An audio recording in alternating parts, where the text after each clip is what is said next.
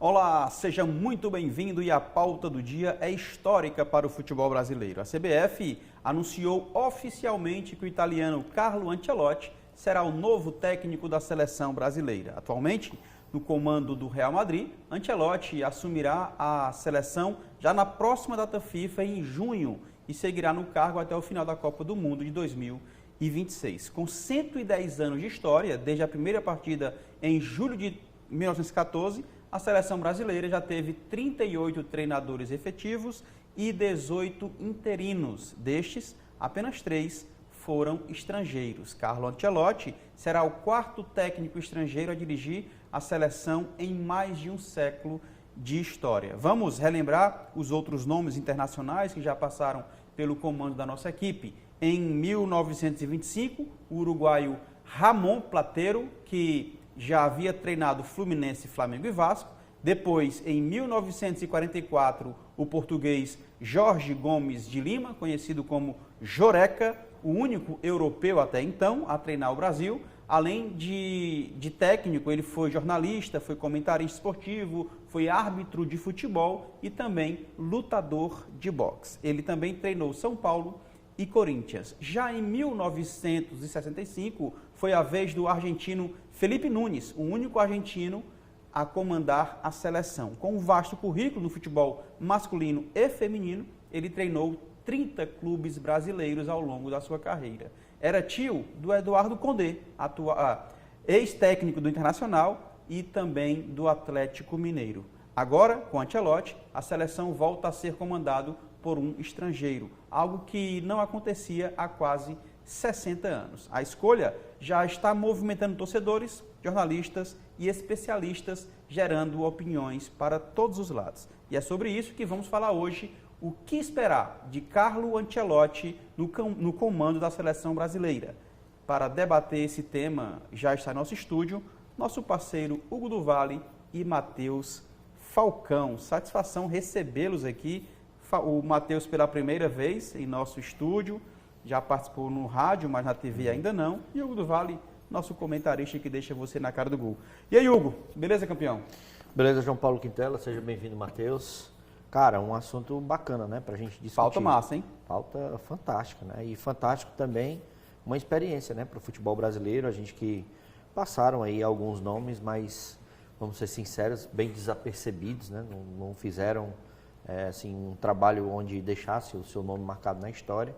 E com o Ancelotti, com certeza, um treinador do campeão das maiores ligas europeias, né? Tem tudo para poder fazer um excelente trabalho. Agora, a preocupação é essa expectativa, né, que estão criando em relação ao treinador. Primeiro, nós, como brasileiros, temos que entender a atual situação da seleção brasileira, que eu acredito que vai ser o que a gente mais vai falar aqui.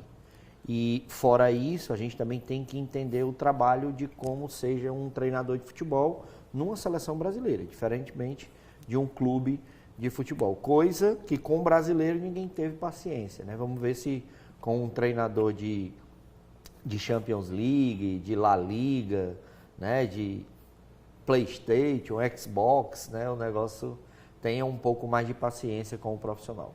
Notícia palpitante, né, Matheus? Oi, João, oi, Hugo, um prazer estar aqui com vocês comentando sobre. E é uma notícia assim, muito boa, principalmente nesse momento que vive não só a CBF, mas a seleção brasileira, né?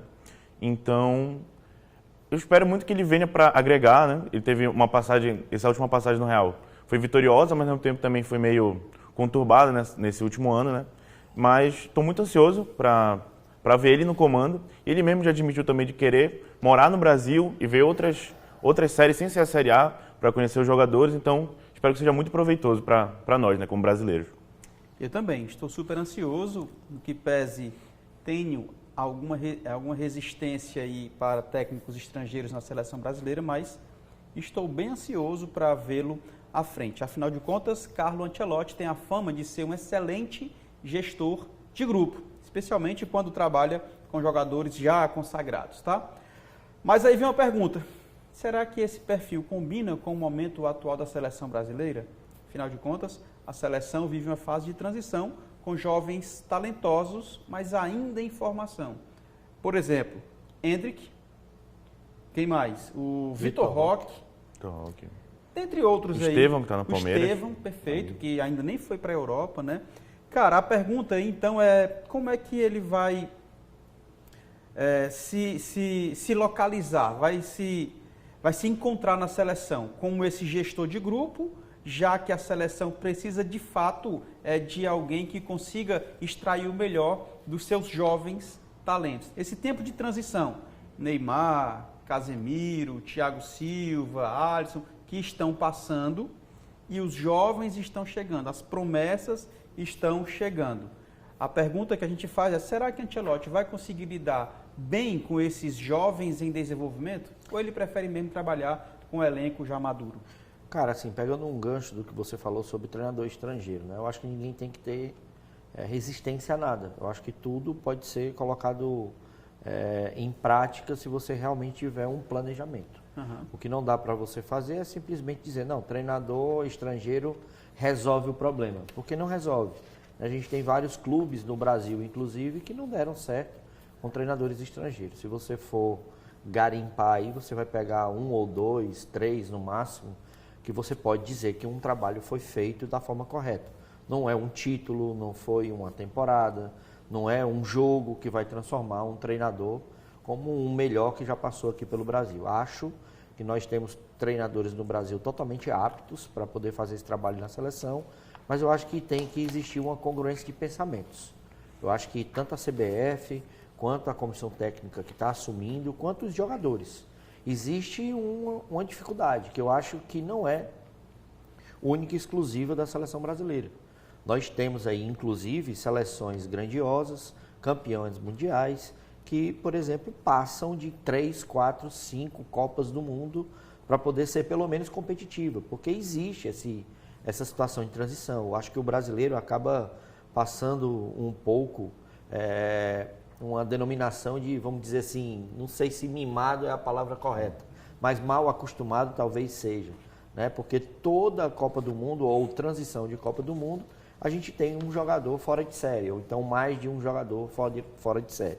Hoje é bem verdade que até a gente tem jogadores fora de série, mas que são interrompidos nos seus processos, inclusive, de profissionalização. A gente teve o Neymar como o último jogador que saiu do Brasil preparado como um jogador brasileiro. Depois disso, a gente praticamente tirou do parque de diversões os jogadores brasileiros para jogar na Europa ou então em qualquer outro tipo de cenário futebolístico.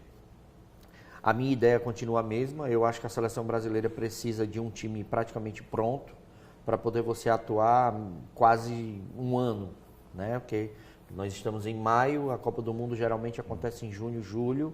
Nós estamos querendo até mudar o calendário, mas vamos colocar um ano.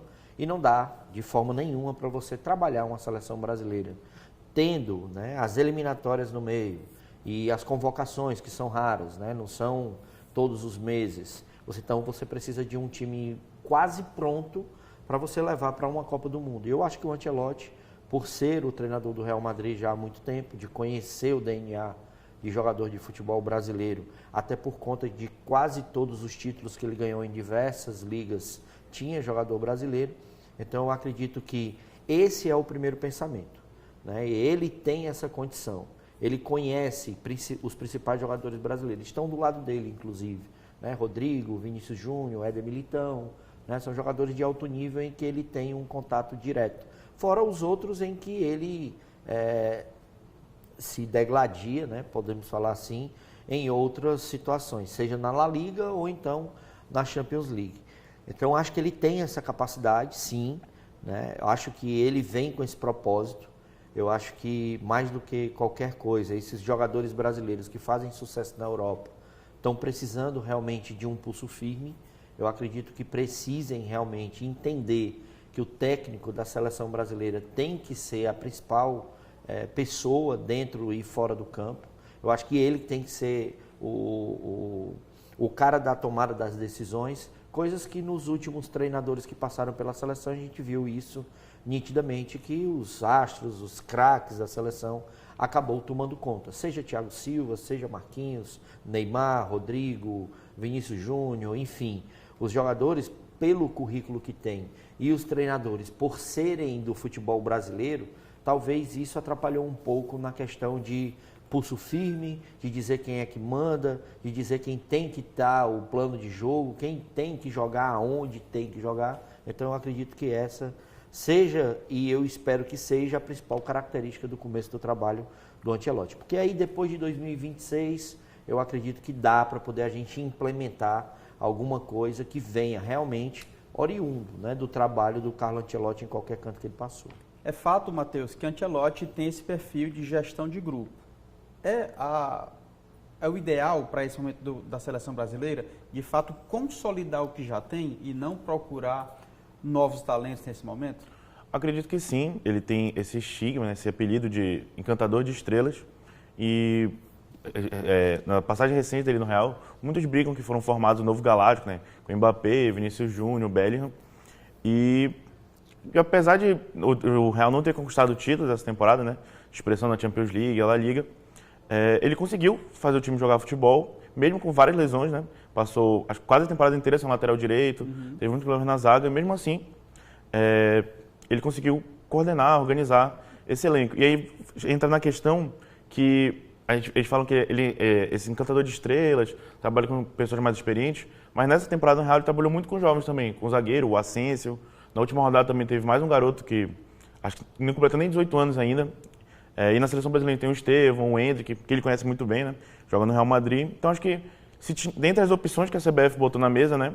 Acredito que ele tenha sido a melhor opção, principalmente de transição assim no Brasil, né? Que pega uma safra jovem, mas ainda tem jogadores experientes que ainda podem jogar pela seleção, como Casemiro, Neymar, dependendo da parte física. Ele até já comentou que pode querer contar com o Casemiro, né? Que está sendo uma peça importante no Manchester United. Então, acho que dentre as opções que foram estabelecidas pela CBF, Jorge Jesus, o próprio Abel Ferreira, acho que o Ancelotti era uma das melhores opções, né? Principalmente para essa questão de conseguir organizar um vestiário, organizar o elenco, ser esse cara que muita gente acha que ele não tem tática e tudo mais, mas é um cara que trabalha muito bem o seu elenco e trabalha muito bem com aquilo que ele tem. Então, ele consegue achar alternativas dentro do próprio elenco, sem precisar, digamos assim, ter que explorar uma contratação, algo do tipo, sabe? Então, acho que... E curioso, né, quando o comentou dessa questão do treinador estrangeiro, é um treinador italiano que vem de uma safra que a Itália não consegue mais jogar a Copa, né? Então, claro que ele não é a solução, tipo assim, ele vai chegar e vai ser a solução, o Brasil vai ser hexa. Mas é curioso, assim, que essa resistência talvez não seja uma coisa tão, tipo assim, é um treinador estrangeiro, mas talvez seja a pessoa certa para o trabalho do Brasil atualmente. Uhum. Outro ponto que chama a atenção é que ele chega à seleção brasileira sem experiência, sem ter essa experiência em outras seleções. Embora seja brilhante por onde passou, embora tenha conquistado muito por clubes no mundo inteiro, mas em seleção brasileira, em seleção, ele nunca treinou, cara. Essa falta de experiência pode atrapalhar o Ancelotti nessa caminhada junto com a seleção brasileira? Cara, como eu falei, né, em relação ao torcedor brasileiro, eu não estou aqui querendo colocar a culpa na torcida brasileira, mas eu acho que passa muito por isso, né, sobre cultura mesmo. Carlo Ancelotti, por exemplo, por que ele nunca aceitou um trabalho de seleção? Ele tem a seleção italiana que, por exemplo, o Matheus acabou de falar, passa por uma crise, né? Fica de fora de Copa do Mundo, não consegue disputar, por exemplo, fase decisiva da Eurocopa, né? Não consegue trazer nenhum tipo de novidade em relação a jogador. A Itália que sempre também trouxe vários craques, né, para o nosso futebol. Então é por isso, existe uma diferença e essa diferença é muito grande, né? Você treinar um clube de futebol e você treinar uma seleção. E são por questões óbvias, né? O dia a dia, você está ali treinando de manhã e à tarde, você ter a convivência, né? Você participar dos processos de evolução do atleta, seja muscular, seja física, seja tática, né? E mais do que isso, no clube você tem a oportunidade de pegar um jogador, mudar de posição e fazer com que ele renda. Por quê? Porque você está ali naquele acompanhamento. Na seleção, você já pega, às vezes, um jogador pronto na equipe que ele está e que muitas vezes ele foi preparado para fazer uma outra função. Eu gosto de falar muito sobre isso, porque a seleção brasileira, curiosamente, vem sendo convocada de uma forma errada justamente nesse ponto. Você traz zagueiro que não é mais zagueiro, você traz um lateral que não joga mais de lateral há muito tempo, você coloca um cara de volante que no time ele joga de meia. Então, assim, são coisas tão óbvias que às vezes você realmente se questiona. Será que o treinador da seleção brasileira tem a autoridade de poder fazer uma convocação e uma escalação? Porque não se admite. Né? Por exemplo, vamos pegar o exemplo do Lucas Paquetá. Lucas Paquetá apareceu no Flamengo como um meia, é um jogador quase um atacante, chega na Europa, tem a sua dificuldade de adaptação, vai para o seu primeiro time onde joga como um primeiro volante, ali ele é desgastado em relação a isso, depois ele muda de posição, mas quando ele vem para a seleção brasileira, parece que ele ainda está no Flamengo. Parece que ele ainda é um jogador meia. E aí, por pouco tempo atrás, é que todo mundo vai começando, não, ele não é mais meia, ele é um segundo volante, ele hoje está adaptado, o Gerson, da mesma forma. Então, assim, passa muito por isso. E é justamente por conta dessa diferença. No clube você tem essa oportunidade. Eu vou tirar o Gerson de atacante e vou colocar ele como segundo volante. Vamos ver aqui se rende. Na seleção, se você for ver que rende, você está em 8º lugar nas eliminatórias. Você perde uma Copa do Mundo. Você perde uma Copa América. Não dá para você fazer experimentos dentro da seleção brasileira. O Danilo, desde que saiu do Santos para jogar na Europa, ele talvez passou 3 temporadas como lateral direito. Depois disso, o Danilo virou zagueiro, virou lateral esquerdo. Ele nunca mais jogou como lateral direito. E foi convocado todas as vezes para jogar de lateral direito na seleção. E assim, você joga no clube onde você está ali uma temporada inteira jogando, na seleção você vai 3, 4 vezes no ano. Isso atrapalha teu rendimento. Não tem como você ter a mesma performance.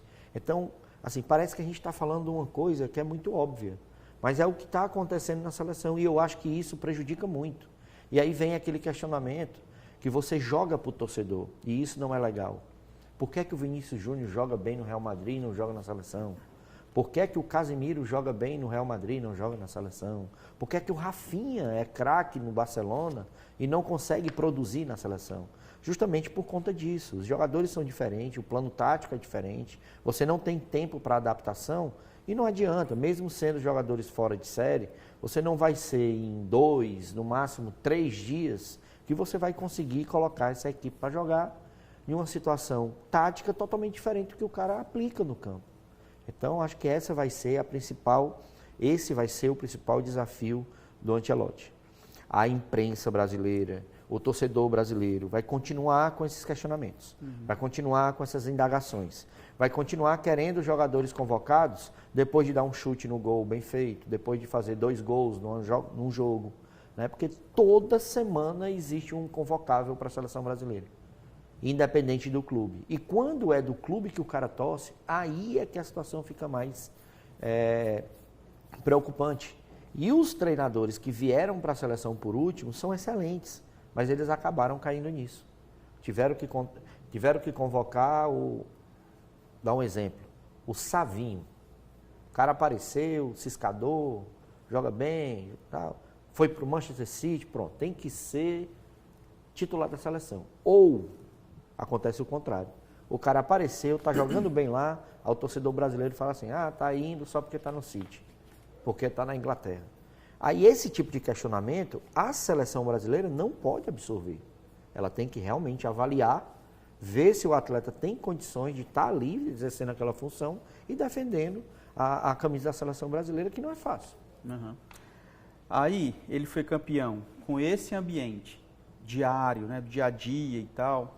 Foi campeão pelo Bayern, PSG, Real Madrid, Chelsea, Milan, né? Pelo menos as 5 principais ligas mundiais. E aí, de fato, existe uma diferença gigante entre time e seleção por conta desse dia a dia que o tanto citou aqui, e ele não teve experiência de seleção nacional. Mas aí, ele sinaliza com a possibilidade de trabalhar com o Kaká, que tanto teve a experiência do dia a dia com o próprio Ancelotti, como em seleção brasileira ele tem uma certa experiência, sendo até campeão e tal. Isso pode facilitar a compreensão do Ancelotti em relação a um torneio de tiro curto, com a pressão maior, tendo, por exemplo, um Kaká super experiente, um cara estudioso pra caramba, que já sinalizou várias vezes que quer ser técnico de futebol e tal. Isso, o que contribui para o Ancelotti essa provável ida do Kaká para a comissão técnica da seleção brasileira? Acho que o Ancelotti, em relação à Copa, né? Acho que é curioso essa carreira dele em Copas, que até como jogador ele deu um pouco de azar, assim. Quando foi para ele ir para a Copa, ele estava bem cotado, ele teve uma lesão e a Itália acabou sendo campeã. Quando ele foi convocado novamente, ele acabou não jogando, foi mais banco de reservas. Tem que ser aqui um minutinho. E quando ele chegou como titular, foi convocado e tudo mais, ele, de novo, teve essa lesão, não conseguiu jogar e tudo mais. E ele já teve uma experiência na parte de comissão técnica, né? Foi até quando o Brasil foi campeão em 1994. E eu acho que essa adição de ter um campeão, de ter um jogador mais experiente que quer ser técnico como o Kaká, conhece o futebol brasileiro, é muito importante assim, para ele. Tanto para ele conhecer melhor os jogadores, tipo, antes de chegar de fato a analisar, ver o Brasileirão, ver o trabalho que o scout tem. E acho que é importante também porque o Kaká já quer ser técnico, então ele aprende com o próprio Carlo Ancelotti e tem como é que eu posso dizer? Tem a questão de conhecer de fato o futebol brasileiro, né? Ele está aqui há bastante tempo já também nessa volta dele de se aposentar do futebol e tudo mais. Então, acho que ter o Kaká numa comissão técnica, talvez não fixa, mas talvez como um conselheiro ou algo do tipo, seja uma coisa muito importante para esse trabalho dele no Brasil. Apesar de que o Ancelotti sinalizou que quer o Kaká de fato na comissão, ele vai trazer o grupo dele, mas ele também quer o Kaká ali, justamente com esse conhecimento do futebol brasileiro, tá? Estamos hoje em uma edição especial do Resenha de Artilheiro, falando sobre o novo técnico da seleção brasileira, Carlo Ancelotti. Para bater um papo com a gente, Hugo do Vale e Matheus Falcão, tá? A gente vai para um rápido intervalo, eu quero a tua participação, fica com a gente que voltamos já já, é rapidinho.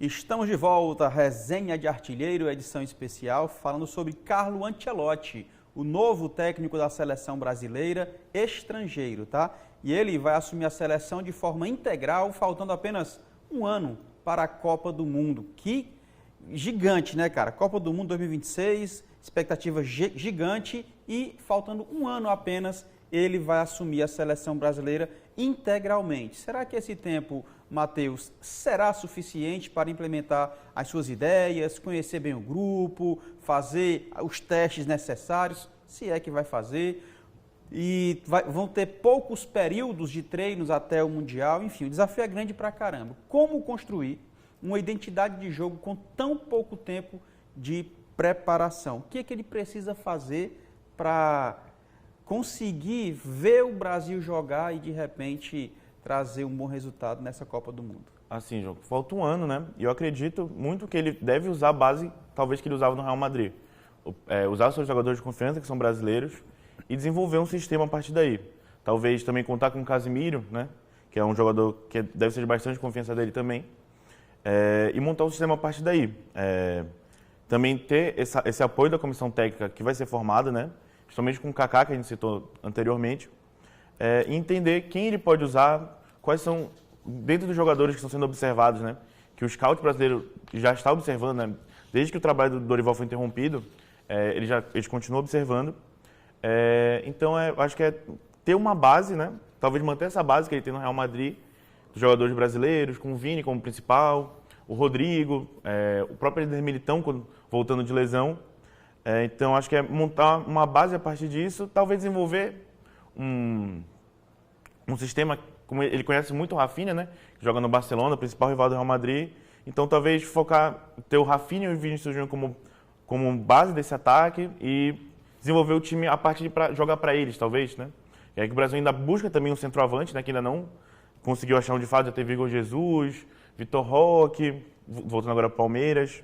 O próprio Ender, que também não conseguiu ainda se estabelecer. Então, eu acho que muito desse trabalho do Ancelotti na seleção dá certo, né? Nesse um ano de trabalho que ele vai ter até a Copa do Mundo, vai depender muito desse auxílio que ele vai ter de quem conhece o futebol brasileiro e vai estar passando as informações para ele. Pois é, o problema é esse, cara. Tem pouco tempo na seleção brasileira, ou para a seleção brasileira, e ele não vai encontrar uma seleção ok, não vai encontrar. O Brasil ainda precisa de uma espinha dorsal, não tem, cara. Tá certo que tem sido chamado várias vezes o Alisson, o Ederson, enfim.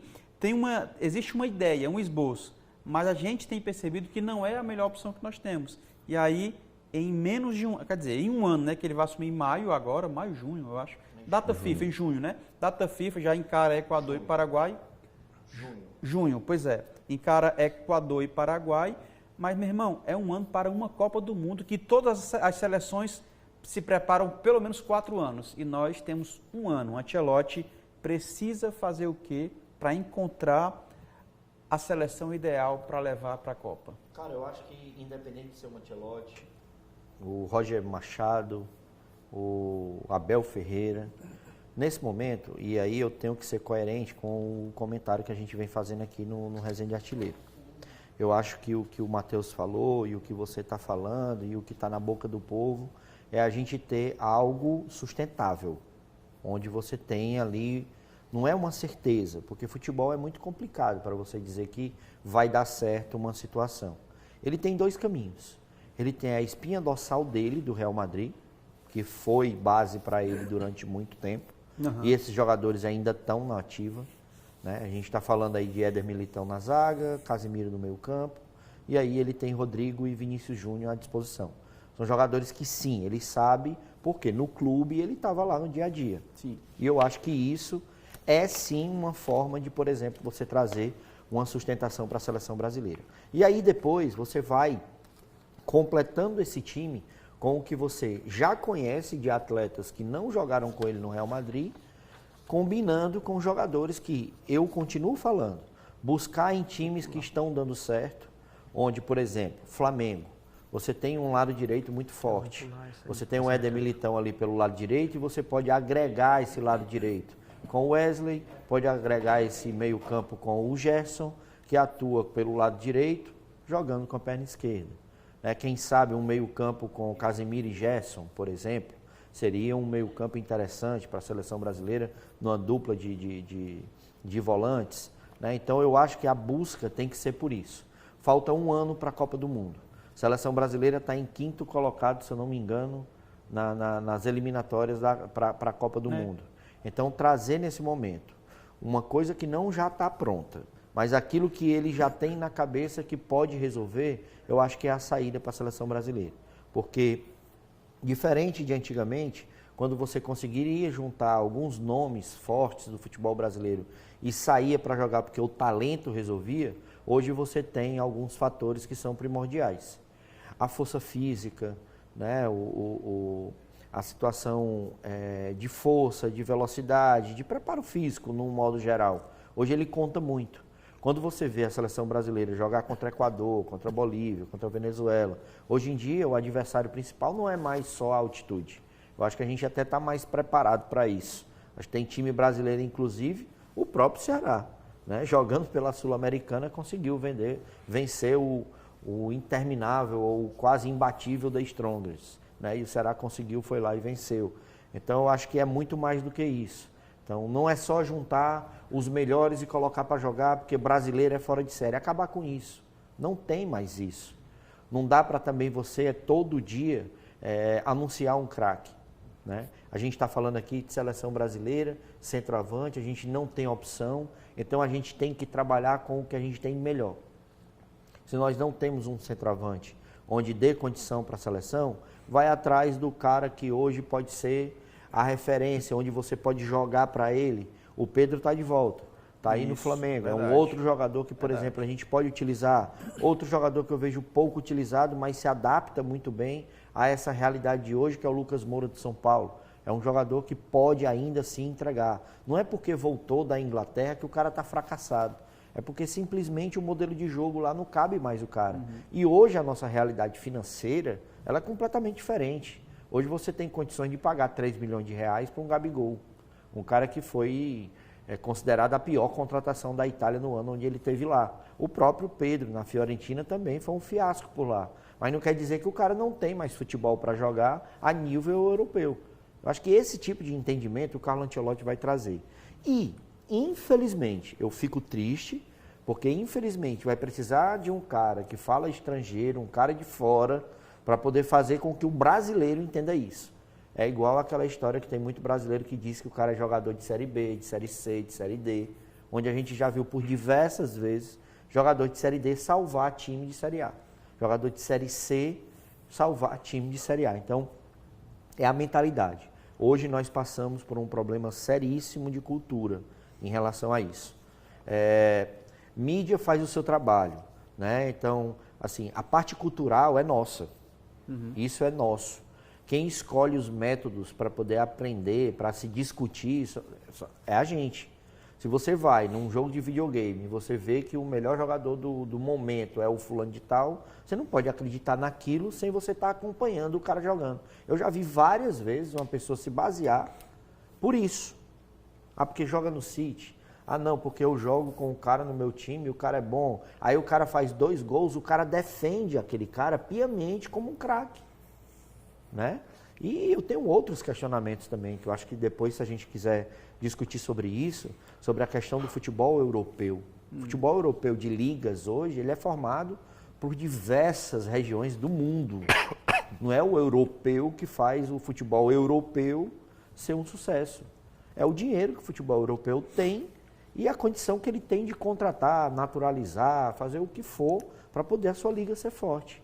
Então, uma coisa é totalmente diferente da outra. E espero que, sendo o Ancelotti, né, porque já que derrubaram e acabaram com a carreira do Fernando Diniz, que é um excelente treinador, acabaram e derrubaram com a carreira do Dorival, que é um excelente treinador, justamente por conta dessas afirmações que às vezes as pessoas têm e que são totalmente utópicas, na minha opinião. Ok, vou fazer aqui agora uma pauta que a CBF vive um momento ruim, instável, institucionalmente falando, e enfrenta críticas constantes da mídia e do público. Nesse cenário surge a dúvida, o Carlo Ancelotti, acostumado a clubes altamente estruturados, organizados, vai se adaptar à cultura, como você falou, e à política da CBF? Será que ele vai conseguir manter o seu estilo de trabalho? Ou corre o risco de ser engolido pela burocracia e pela pressão dos bastidores, cara? E aí? Cara, isso aí passa também por uma situação de que eu acabei de falar. É utópico. A gente não tem essa certeza de que, por exemplo, acontece que a CBF interfere no trabalho do técnico da seleção.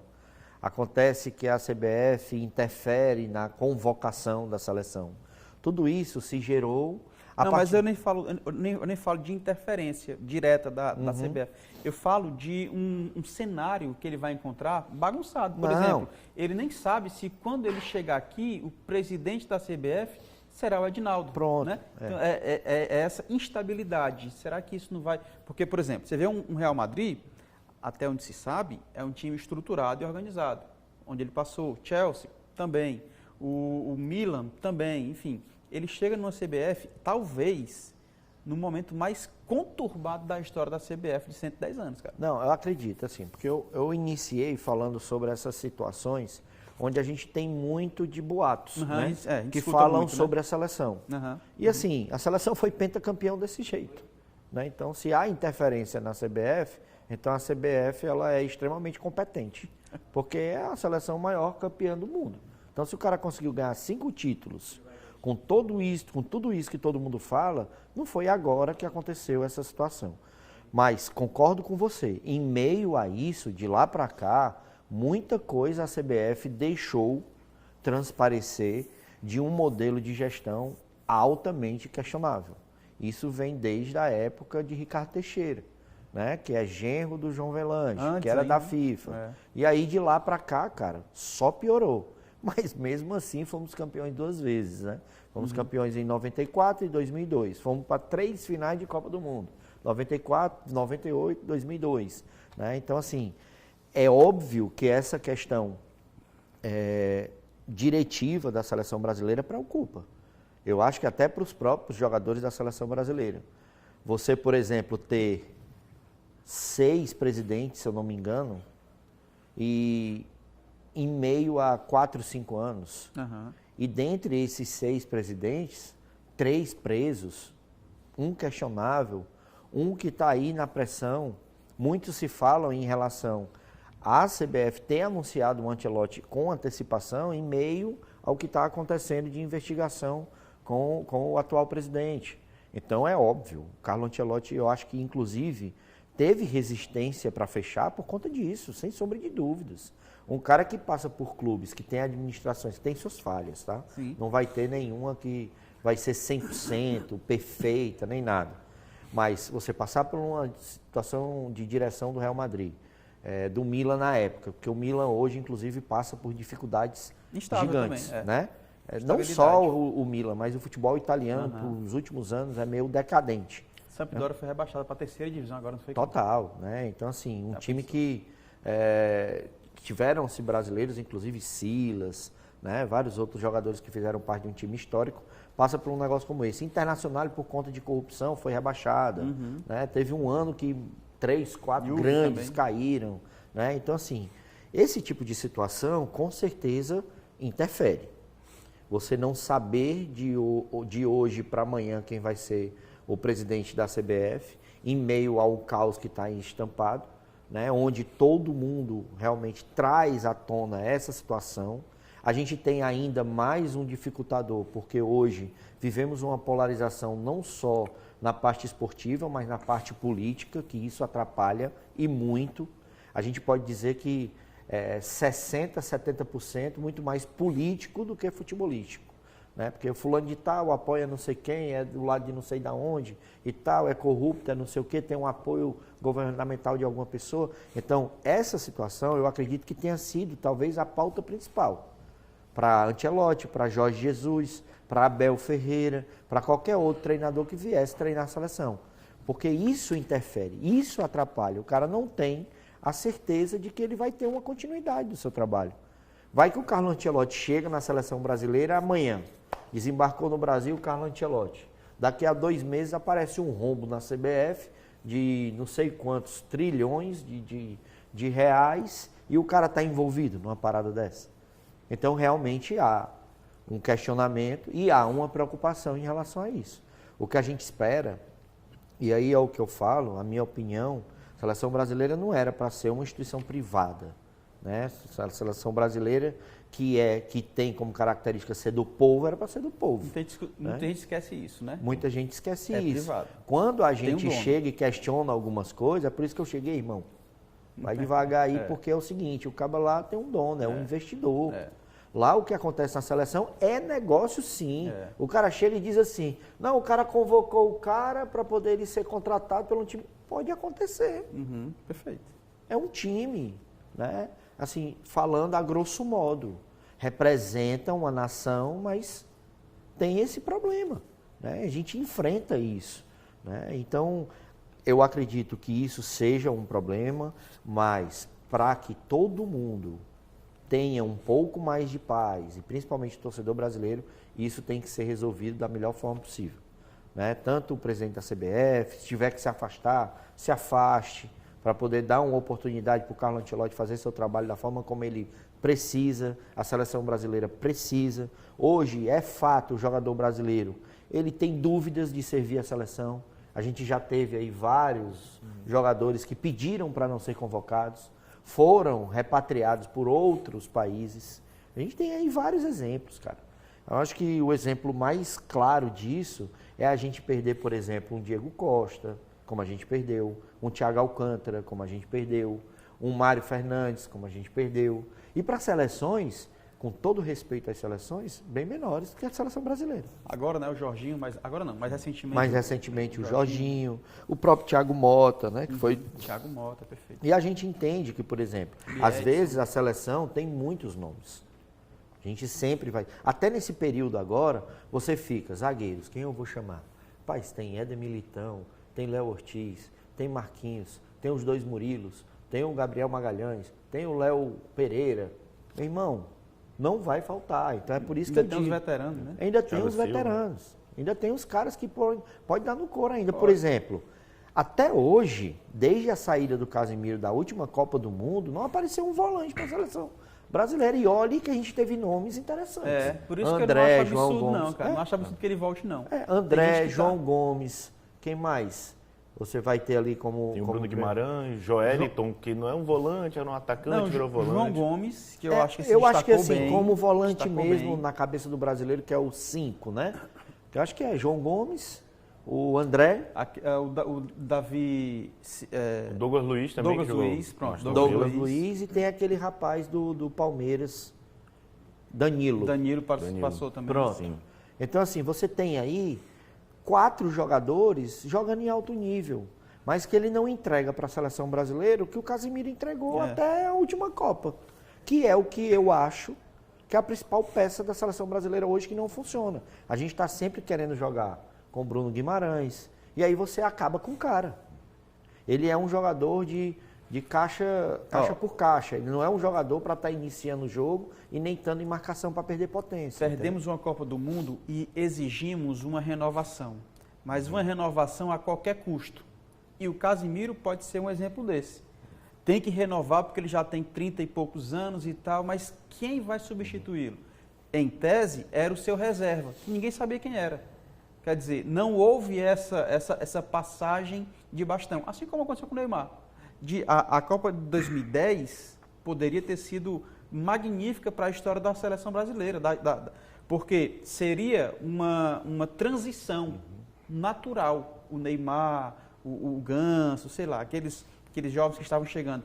E agora, de novo, a gente não fez, cara. A gente tirou o Thiago Silva, tirou o Casemiro, só porque tem que renovar. Aí foi trazendo gente. O correto ir aos poucos, né? Ir trocando. O pior não é isso, o pior são as justificativas. O cara tirou o Thiago Silva porque ele chora. Né? Eu nunca vi isso, cara. Né? Você tira o Casemiro porque ele joga no Real Madrid e não está mais nem aí para a seleção. Sabe, são as justificativas mais banais que você pode encontrar de justificativa para você não convocar mais um atleta. E a gente tem esse histórico. O Romário chegou a ser convocável, né? Cara, até 2010 pediu um Romário na seleção. Aí você vai dizer, não, o Romário é diferente, beleza. Né? Mas assim, o nosso histórico é de levar os grandes nomes até o máximo que eles podem entregar. O Cafu foi isso. O Cafu foi de 94 até, sei lá, 2010 foi a Copa que ele já não foi, porque eu acho que foi o Maicon. Né? Mas aí o cara foi num período onde ele teve que entregar até o final. Hoje não. Hoje porque o cara se incomoda, porque o cara tem carrão, o cara usa um colar, né? O cara vai... Enfim, tem casa. Não, esse cara aí não quer mais nada com a seleção, não. Ele não entende, por exemplo, que o processo é diferente de uma seleção para o clube. Né? Então, o que eu vejo dentro da seleção brasileira é justamente essa quebra de ciclos que está sendo feita por uma pressão, né, que acontece. Não estou botando culpa na população brasileira, mas muito mais numa direção de CBF que está tendo como termômetro o torcedor que é passional. E aí você acaba quebrando ciclos, encerrando carreiras importantíssimas para a seleção brasileira. Eu acho que isso aí faz parte também de um trabalho que o Ancelotti tem que fazer. Se tiver que trazer o Casemiro para poder ser o capitão da seleção, camisa 5, o cara que grita, o cara que bate, o cara que quando o Neymar leva uma porrada vai lá e ele dá outra e tal, tem que ter. E eu não estou falando aqui coisa de ser machão, não. É presença dentro do campo para poder trazer de volta aquilo que a seleção perdeu, cara. Você vê que até forçaram o Rafinha, que não é um cara bruto, não é um cara de jogo mais forte. tomar a frente da seleção brasileira contra a Argentina, cara. O cara foi enquadrado por 4 jogadores da Argentina que foi pena. E quem era que estava ali na seleção com a abraçadeira de capitão para resolver o problema? A seleção passa por isso também. Total. A seleção brasileira vai ser, pela eternidade, a seleção a ser batida. Você tem a seleção da Alemanha que chegou a tetracampeã, né? Um dia desse, né? E aí você vai encontrar outras seleções. A Argentina foi tricampeã agora, cara. Então, assim, é uma relíquia muito importante que a gente tem que defender. E eu acho que a vinda do Carlo Ancelotti, ela passa muito por isso, que é a ressignificação da camisa da seleção brasileira. Eu acho que a principal missão que ele tem que fazer é isso, independente de quem ele vai convocar. Eu acho que o pessoal tem que olhar para a seleção brasileira de novo e não é sentir medo, não, é respeito. Porque eu acho que acabou. Não tem mais isso aí. Pronto, aí é que está o próximo ponto, né? Para a gente já finalizar, estamos chegando na reta final. Será, cara, que com essa chegada do Carlo Ancelotti, Matheus, o protagonismo e favoritismo não, porque eu acho que nós ainda temos, mas será que com isso recoloca o Brasil entre os principais nomes para vencer esta Copa do Mundo, para trazer o respeito de volta, esse respeito que o Udo Vale acabou de pontuar? A chegada do Carlo Ancelotti no banco da seleção brasileira traz esse respeito de volta? Acho que, com certeza, e acho que até mesmo sem o Ancelotti, o Brasil sempre é colocado, quando vai a uma Copa, como um grande favorito. Talvez não o favorito a ser campeão de fato, tipo, desde o início, mas sempre tem aquilo lá, o Brasil vai chegar, hein, o Brasil vai chegar. E eu acho que com o Ancelotti no comando, a gente ganha um fator ainda mais, né, acho que talvez desse respeito um pouco que o comentou, dessa de, opa, agora o Brasil é comandado por um Ancelotti, vamos ver como é que vai ser ele comandando uma seleção e tudo mais. Um cara que tem o respeito de todos os jogadores que treinou, até os que não treinou, né, que foi adversário. Então acho que isso agrega muito ao Brasil, né, que está nessa tentativa de resgatar essa moral, né, acho que é moral que a gente pode usar, de, digamos, nessa entrevista que o Hugo citou, que o Rafinha se colocou como essa frente, né, do Brasil assim contra a Argentina, e chegou lá, o Brasil tomou 4-1, um jogo que o Brasil não fez nada, né, e tem que ele citou que 4 jogadores chegaram no Rafinha e tal. Alguém chegou para ajudar ele? Não, foi o Rafinha ali contra 4, ele, a turma deixa disso e acabou, sabe? Não tem não tem mais esse respeito de fato, né? Até que na América do Sul mesmo, o Equador faz frente ao Brasil, a Colômbia faz frente ao Brasil, o Uruguai, que vem num período muito mal, tá voltando agora e tudo mais, faz muita frente ao Brasil, né? E acho que ter um técnico como o Ancelotti na beirada do campo já impõe mais esse respeito, porque é um cara que consegue controlar o grupo, sabe formar capitães, né? Sabe formar essas experiências assim. E com certeza, assim, acho que com certeza, em termos de respeito, acho que o Brasil pode voltar a ter, já nessa Copa, mas talvez em resultado, desempenho, talvez a gente fique a desejar um ano só de trabalho, talvez ele não consiga implementar, talvez essa questão de respeito, de talvez a camisa brasileira voltar a ser realmente respeitada, acho que a gente tem bastante chance de conseguir com ele, assim, sabe? Um ponto que o tinha levantado aqui em relação à tabela de classificação da eliminatórias, né? Eu vou falar aqui, a Argentina é líder, sobrando, por sinal, né? 31 pontos. O Equador, segundo colocado, com 23. O Uruguai é o terceiro com 21. E o Brasil é o quarto. A seleção brasileira está na 4ª colocação. Paraguai, 5º. Colômbia, o 6º. E aí, cara, com o Ancelotti no banco, o Brasil volta a ter esse respeito, a amarelinha volta a lançar medo, temor ao adversário? Eu acho que principalmente ao jogador brasileiro. A gente está falando desse respeito legal, com o adversário. Boa observação. Né? A gente está falando muito sobre o adversário. Boa observação. Mas eu acho que o que vem faltando também é com os próprios jogadores da seleção brasileira. O maior vencedor da história aceitou não, quis, desejou e vir para a seleção brasileira. Tem aquela brincadeira que o jogador fala, né? Tu jogou aonde? Né? Então, quando ele olhar para o banco e ele olhar para o treinador, ele vai perguntar para o cara onde foi que ele treinou, ele é melhor não receber a resposta. Ou ele já sabe da resposta. Então, eu acho que passa muito por isso. O jogador brasileiro hoje, né, pelos milhões que o levam, né, para uma outra situação, para uma mudança drástica de realidade, né? Aí tem alguns jogadores que precisam ser colocados em seu lugar quando vai para a seleção brasileira. Quando ele está no clube dele lá, que ele foi contratado, que aí o clube exige que ele faça uma situação e ele está ganhando por aquilo, e ele faz o esforço disso, por conta do financeiro também, ele tem que entender que a seleção brasileira sempre foi servir a pátria. Por mais que ela não seja uma seleção do povo, ela é uma seleção privada, mas veste a camisa da seleção brasileira quem realmente quer e tem amor à sua pátria. Eu acho que isso é o que está faltando em muitas situações. Não que o cara não goste de ser brasileiro, não que ele não queira ser brasileiro. É porque ele acha que porque joga numa determinada equipe, vir para a seleção brasileira, ele está fazendo um favor. Uhum. E aí o treinador, como a gente também não se preparou para isso, na verdade a gente nunca ficou preparado para ter um treinador atuando no Brasil, para o cara ter moral, assim como um treinador na Europa. Acho que a chancela de Filipão, a chancela de Luxemburgo, até nisso a gente caiu um pouco de patamar.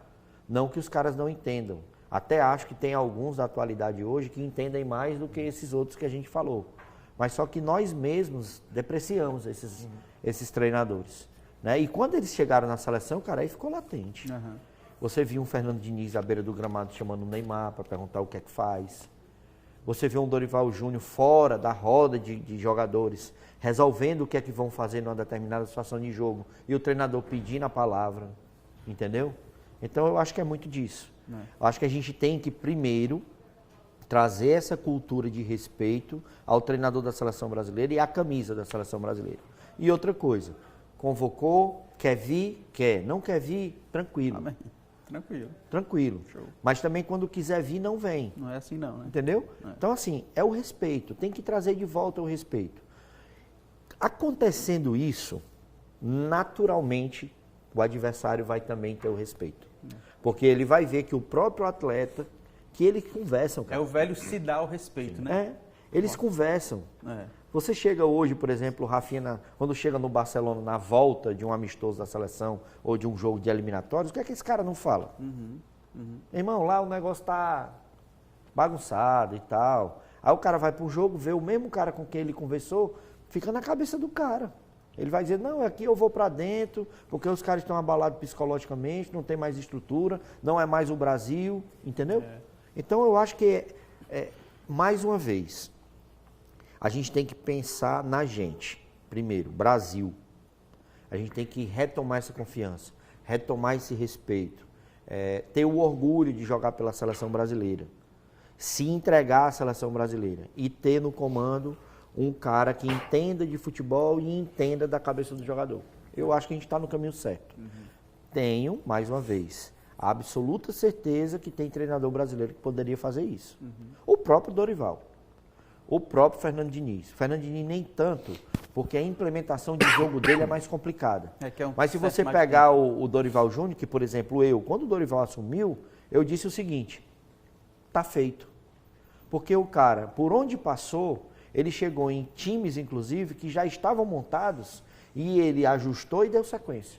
No Santos foi assim. Aí vamos lá, na história mais recente, chegou no Ceará que estava mal, do Marquinhos Santos. Ele levou o time, saiu do Ceará, foi para o Flamengo, que estava mal ajustado, ajustou, elevou o time, foi campeão inclusive. No São Paulo da mesma forma, e na seleção brasileira não seria diferente. Só que lá ninguém sabe o que foi que aconteceu. Ou se foi ele que ficou com medo de implementar a sua forma de jogar, ou pura e simplesmente não conseguiu dar sequência. Beleza. Essa ideia do respeito, né, do amor à camisa é interessante.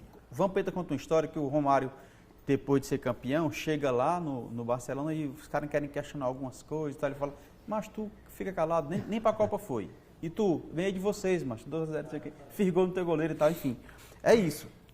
É voltar para lá com amor à camisa e a certeza de que somos de novo a seleção mais temida do mundo e com a amarelinha. Espero que dê certo, cara. Chegamos ao final de mais um programa Resenha de Artilheiro. Gudo Vale, meu parceiro. Valeu, cara. Show de bola. Mais programas assim, né? Pra gente bater papo, ter tempo. O comentarista dá maior valor, que fala demais. Gosta, não tem matéria, não tem nada. Muito e aí legal. A gente acaba falando um pouquinho mais. Mas muito bom, né? Agradecer mais uma vez a participação do Matheus e agradecer a você que esteve acompanhando aí a gente até agora. Valeu, Matheus. Muito obrigado pela chance de estar aqui, né? Foi muito legal comentar sobre o Carlos. E é isso, eu espero que seja muito proveitoso para o Brasil. Que tenha mais programas assim também, que é muito legal comentar, somente sentado assim, né? A conversa flui ainda mais, então, Legal. pra cima. Show de bola. E é isso? Não. Não. Show de bola. E assim a gente encerra o Resenha de Artilheiro Especial Carlo Ancelotti, o novo comandante estrangeiro da seleção brasileira. Um técnico histórico, multicampeão na Europa e que agora tem pela frente o desafio de comandar o país do futebol rumo à Copa do Mundo de 2026. Será que ele é o nome certo?